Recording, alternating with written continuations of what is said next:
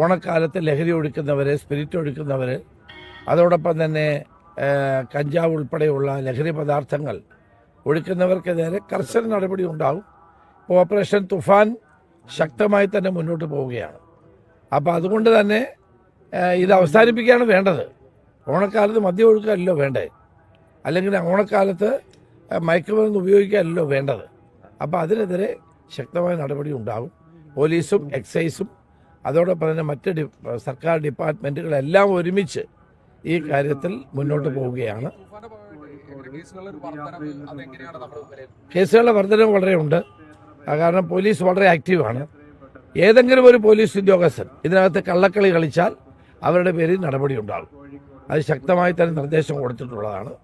അതുകൊണ്ട് ഓപ്പറേഷൻ തുഫാനകത്ത് ഒരു രാഷ്ട്രീയവുമില്ല, എല്ലാവരും ചേർന്ന് വിജയിപ്പിക്കേണ്ടതാണ്.